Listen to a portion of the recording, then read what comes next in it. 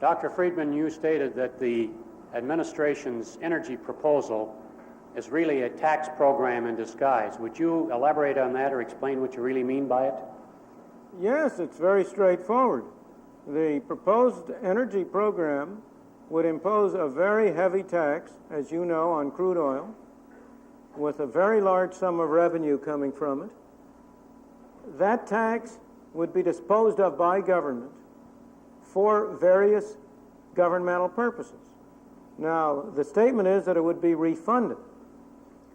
But if it were really given to people in accordance with the amount of energy they used, the tax wouldn't serve its alleged purpose. Its alleged purpose is to give people an incentive to conserve. Well, I have no incentive to conserve if what I spend with the left hand is going to be given back to me with the right. And if you look at the actual proposals for using those funds, it's not at all clear that they are intimately related to the purpose of energy. That's what I mean by saying it's a tax program in disguise. If you really want to serve the function that the energy program should serve, namely to have a more rational and sensible allocation of energy in this country, we all know how to do it. That would be to abolish the Department of Energy, to eliminate price controls on natural gas and on oil, let the market work, and you would find that the so-called energy problem would disappear faster than you could say James Schlesinger. Where do I sign that?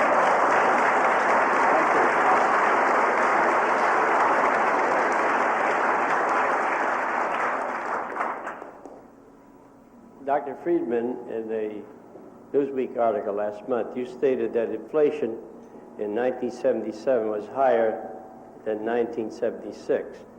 Also, in 1978, it would be higher in 77. Yeah. How much higher will it be, and when will it stop going up? Well, the easy questions we answer at once. The difficult take a little longer. Inflation in it's not too hard to say where inflation will be in 1978, because that's already largely determined. The rate of inflation in any year is largely a function of what happened to the quantity of money 2 years earlier. Not entirely, but largely. So we can already say what's in the store for us. And I have estimated that something like a 7 to 9% rate of inflation is what's probably in store for us in 1978. Where it will go beyond that in 1979, well, it'll be somewhere in that range, but how much higher it will go depends on the policies that are followed from here on out. All of this is not predetermined. We have a choice about the course of events. In my own opinion, the likelihood is that sometime in the next 2 or 3 years, inflation is likely to get up to 10 or more percent. Now, what will happen, where we will go from there on out, that's more complicated. What has happened, in fact, over the last several decades is that we've been on a roller coaster. Inflation rates have risen. When they get up to a high enough point, there's great public pressure to bring them down. They are brought down. Then there's a great excitement about recession and unemployment, and they are brought up again. But each peak is higher than the preceding peak, and each trough is higher than the preceding trough. Now we're on the upgrade of one of those roller coasters now. The preceding peak was up around 11 or 12%. If history continues to repeat itself, the next peak will be higher than that. But sooner or later, the public will demand that it be stopped. And when that happens, it will be stopped, because inflation is a disease that we know how to cure. What's needed is not the knowledge, it's the will. It's the political will and willingness to take the measures that are necessary to stop it. Now again, don't misunderstand me. Inflation is not produced by evil people. It's produced by you and me. It's produced by exactly the same political forces that have sent our government spending skyrocketing. It's because we say to government, we want you to spend more and more, but we don't want you to tax more and more. So Congress listens, it spends more, it doesn't tax more, and it pays for the difference by printing money. And that's why we have the inflation. Thank you. Yes, sir. Why did you? Dr. Friedman, my name's Ed Arton. I'm in free enterprise, I feel, and I find the income tax totally antagonistic to true free enterprise. Can we run the country without income tax? Well, there's a sense in which all taxes are antagonistic to free enterprise. And yet, we need taxes. We have to recognize that we mustn't hope for a utopia that is unattainable. I would like to see a great deal less government activity than we have now. But I do not believe that we can have a situation in which we don't need government at all. We do need to provide for certain essential government functions, the police function, the national defense function of preserving law and order, of maintaining a judiciary. And so the question is, which are the least bad taxes? And in my opinion, and this may come as a shock to some of you, the least bad tax is the property tax on the unimproved value of land, the Henry George argument from many, many years ago. The next least bad tax is a flat rate tax on income above an exemption. So in answer to your question, if I could design my ideal tax system, it would contain an income tax. But it would not be the kind of monstrosity we have now. It would be a flat rate tax on all income from whatever source derived, less only a personal deduction and strict occupational expense. And that kind of an income tax, I think, would be the least inconsistent with a strong free enterprise system. You know why? It's an interesting thing if you're talking about taxes, about why it is that the property tax is so unpopular. It's not unpopular for good economic reasons. It's unpopular, in my opinion, for one simple reason. It's the only tax left on the books for which people have to write a big check. The income tax is a far worse tax. But, and I have to admit that I have some part of the guilt in this process, because during World War II I worked at the Treasury and helped to design the withholding system. My wife has never forgiven me for it. But with respect to the income tax, we've arranged it so it's taken off bit by bit and it's almost painless. With respect to the sales tax, we pay a little bit of it each time. With respect to the corporate tax and excise taxes, they're hidden in the price of things we buy. We don't even know we're paying them. But with respect to the property tax, that remains a tax that we as individuals have to pay and that we have to write a big check for. That's the fundamental reason, in my opinion, why it's so unpopular. And in fact, I think, I hate to say this because it's giving hostages to fortune, but if you wanted to reduce the unpopularity of the property tax, the way to do it would simply be to provide for an effective method whereby it could be withheld at source in small payments, and that would eliminate a large part of the objection to it. Yes, sir. Dr. Friedman, in light of the current farmer strike for higher farm price supports and their complaint that they're going broke, can you offer any comments on your opposition to any farm price supports? Well, you know, it's a very interesting sign of the change that has occurred in this country. The farmers have always complained. So have the rest of us. But the interesting change that impresses me is the change in the focus of their complaints. If you go back a century to the farmer protest movements of the 19th century, the Greenback movement, it was always directed against Wall Street. The complaint was that the money changers in the temple, the financial people, the people in Wall Street, the banks, they were the ones who were forcing the farmers to pay high prices for their products and receive low prices for pay high prices for what they bought and receive low prices for what they sold. But as we have shifted from a free enterprise society to a welfare state, The farmers no longer complain about Wall Street. I haven't heard a single complaint from them about Wall Street. Now it's Washington they complain about. Now, of course, the farmers have many complaints, so do the rest of us. But in my opinion, there is no justification whatsoever for any government involvement in the pricing of farm products, either up or down. The pricing of farm products ought to be determined in the market, as should other prices. The farmers, like the rest of us, regard anything good that comes along as only their just due.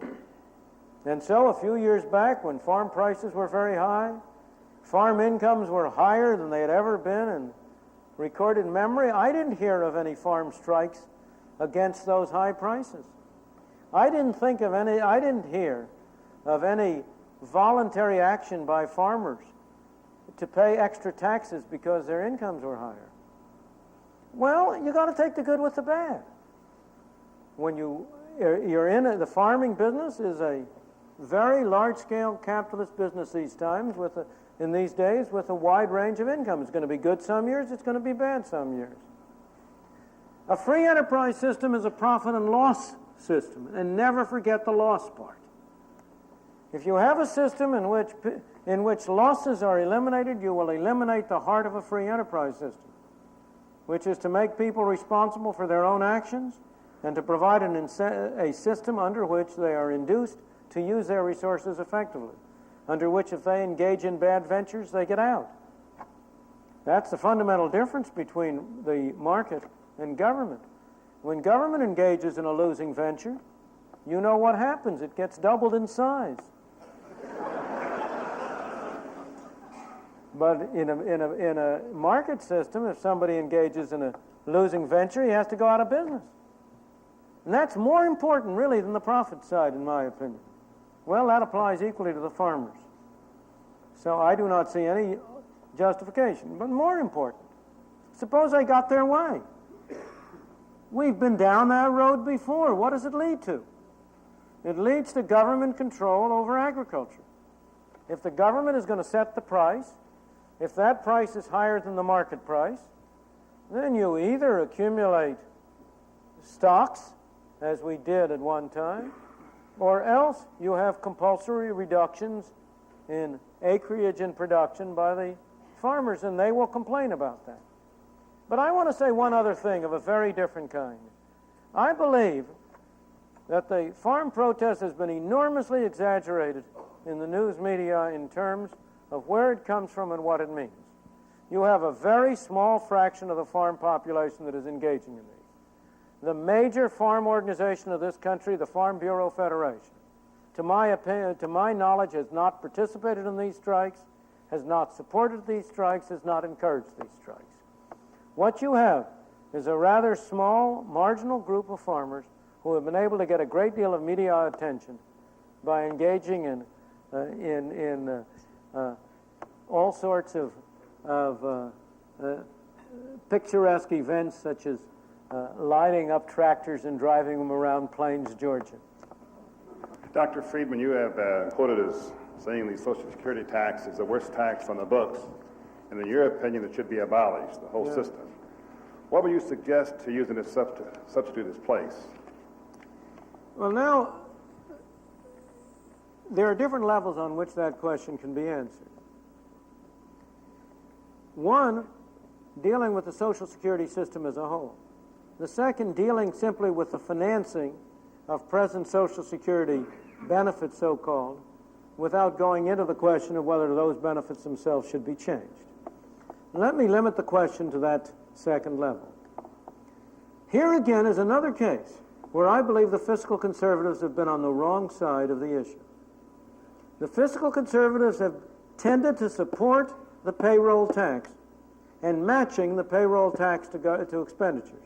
They have tended to support the notion that the Social Security system should be self-financing. In so doing, they have been supporting a fiction. The Social Security system is not in any relevant sense an insurance system. The taxes that people are paying under the Social Security system are not in any relevant sense financing the benefits they themselves will ultimately receive. The Social Security system is a combination of a bad tax and a bad expenditure program. I have never heard anybody who would defend either half separately. And taking two bad things and putting them together doesn't generally make something good out of it.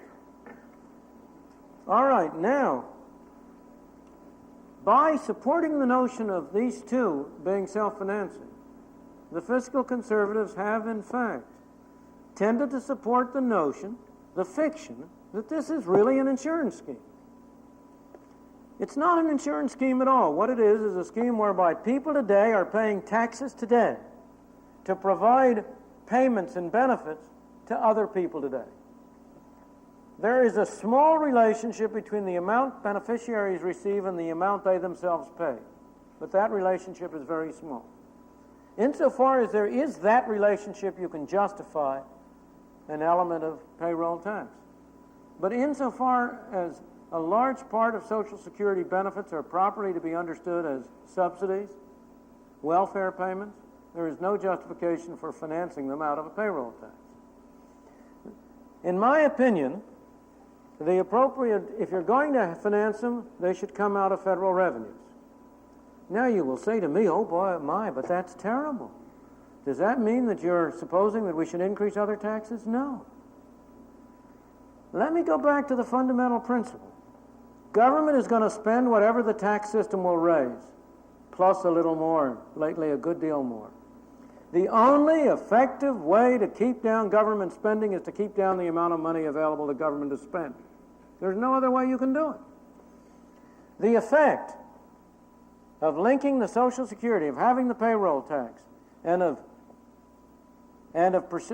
spreading the notion that somehow or other the payroll tax is related to the benefits. The effect of that has been to make the American people willing to bear a larger tax load than they otherwise would bear. I argue the other way. Reduce taxes whenever you can. Remember my main point that the deficit is not the thing to worry about. What you want to worry about is total spending. If you reduce the payroll tax and throw the burden on the general tax level, that will be the only effective way of stopping even worse programs. After all, you have had a strong movement for a long time for a national health program, which would be a disaster. It would mean worse medical care and more expensive medical care for the American people. What has been preventing that from being enacted? Only the difficulty of financing it. Let the fiscal conservatives join in making the payroll tax more acceptable and making the payroll tax higher, and you will be providing the financing mechanism for National Health Service. Instead, lower the payroll tax. Throw this on the general revenue, and you will be taking away the revenue base for programs of that kind. So where are you going to finance it? By not adopting bad government spending programs. That's where I'm going to finance it. And that's where, not I don't mean personally, that's where the political pressures, the realities of the political mechanism will finance it. And as I say, it's again another example of the way in which the actual effect of measures that people have been taking have been very different from those they intended to take. I wanted to see if what you think about this suggestion for focusing public debate more into the free enterprise area and engine of enterprise, that sort of thing. Up until now, stockholders and corporations have been rather unorganized. They have not spoken in a loud voice, have not even had any mechanism.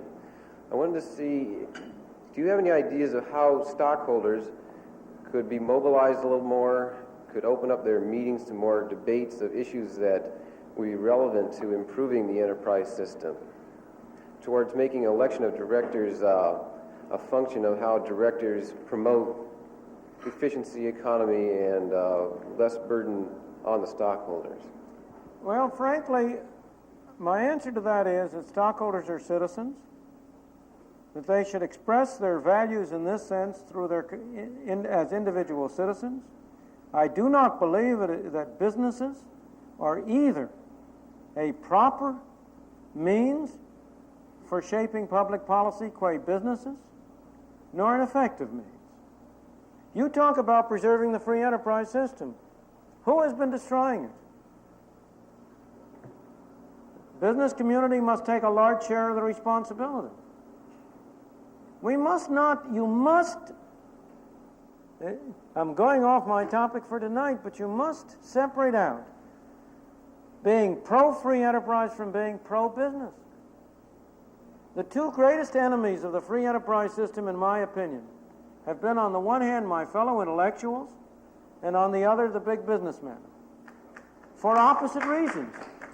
My fellow intellectuals are all in favor of freedom for themselves.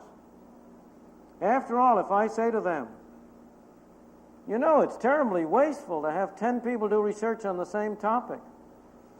Don't you think we ought to have a government planning bureau that would assess the priority of various research projects and decide who should undertake it so we could eliminate these terrible wastes of competition? They will say to me, why, don't you understand the process of scientific research? Don't you understand the necessity for academic freedom? For allowing people to choose their own subjects? And of course, I do understand it, and I agree with that. But when they come to the rest of the community, it's different. It's terribly wasteful to have 4 gas stations on 4 corners. We ought to have a government bureau that eliminates that overlapping competition and that assigns priorities and sees to it that the things are done right. So the intellectual is all in favor of freedom for himself and all opposed to it for everybody else. The businessman is very different. You cannot get a businessman on a podium. I don't mean to be, talking about all of them, but I'm talking about a very large fraction of them. You cannot get them on a podium without them uttering generalities about the desirability of free enterprise systems. But when I come to their own business, that's something else. When the head of U.S. Steel talks about free enterprise, he doesn't mean free enterprise for steel. Oh, no, he wants the government to step in and protect him from competition from those Japanese who are undercutting him. When the oil industry talks about wanting a free market, some years ago they weren't talking about freedom. They wanted percentage depletion. They wanted oil import quotas. They wanted Texas Railroad Commission to pro-ration oil. When bankers stand up on a platform and talk about the great desirability of free enterprise and the free markets, and I say to them, you mean you don't want the government to limit the amount of interest that you are required to pay on demand deposits? You want to have free competition. Oh, they say, that's different. We like that. So almost every businessman is in favor of free enterprise for everybody else, but special privilege and special government protection for himself. And as a result, they have been a major force in undermining a free enterprise system.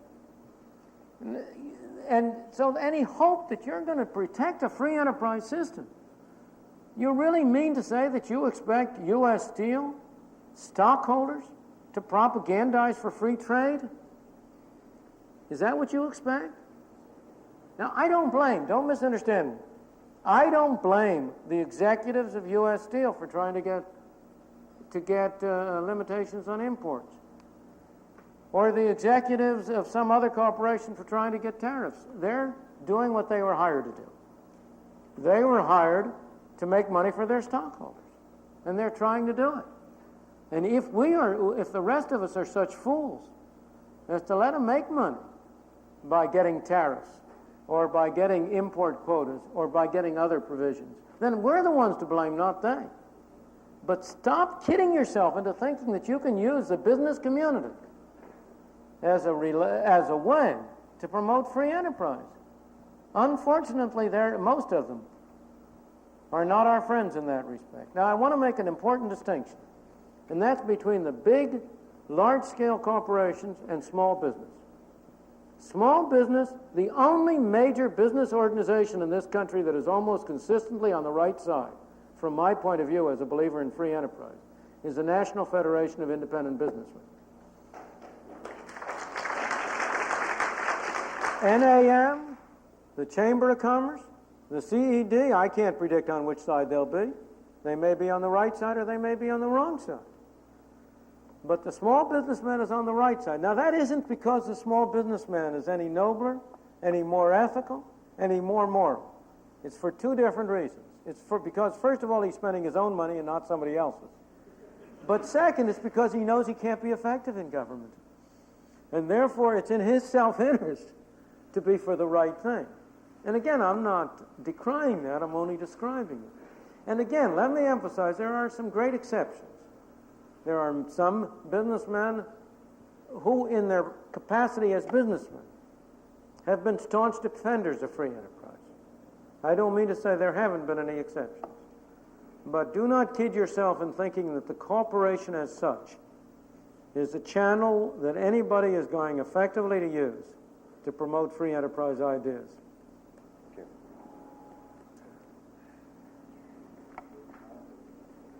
Dr. Friedman, do you believe that we ought to have an audit of the gold in Fort Knox? No. And also the Federal Reserve System? No, I believe we ought to sell off the gold in Fort Knox at a public auction at the highest price that we can get. I do not see any reason why the storage of gold should be a nationalized industry. I believe private people should be free to own gold, to do whatever they want with it. And I do not see any justification, any more justification for the U.S. government having a large stock of gold in Fort Knox and for its having a large stock of copper or steel or other things. You might justify a small strategic reserve in order to be able to have something that we could use to bribe some people in Africa or Asia if the time emerges. But beyond that use for gold, I see no justification. Don't kid yourself in thinking that we're going to have a gold standard again. And my remarks are not to be interpreted as saying that an honest-to-God gold standard might not be a good thing. It might be. The kind of gold standard we had in the 19th century had something to be said for it. But we haven't had that kind of a gold standard since 1914, and we aren't about to have it again. And therefore, in my opinion, the right thing to do with the gold in Fort Knox is to auction it off to the highest bidder. Maybe we ought to do it over a 3 or 4 year period in order not to spoil the market. But other than that, that's what we ought to do. And do you believe we ought to have an audit of the Federal Reserve System, or we should have an audit of the Federal Reserve System? Audits of the Federal Reserve System. You know, if you're going to ask me about the Federal Reserve System, my ultimate solution is to abolish it, and that would eliminate the necessity for an audit. But that isn't going to happen tomorrow. It isn't going to happen the next day. The problem with the Federal Reserve System is not that it needs auditing. The problem with the Federal Reserve System is that it is following the policies which Congress imposes on it. And in my opinion, what we want is not a more independent Federal Reserve System. What we want is to require Congress to be responsible for setting forth more specific rules for the conduct of monetary policy. Now, you're getting into a very broad and difficult issue, and I warn you that what I'm saying now are statements that you could not possibly accept on faith, but that they are statements that are based on a good deal of thought and consideration, that I believe we need a more responsible monetary policy. And I do not believe that an audit of the Federal Reserve System would in any way whatsoever contribute to that more responsible policy.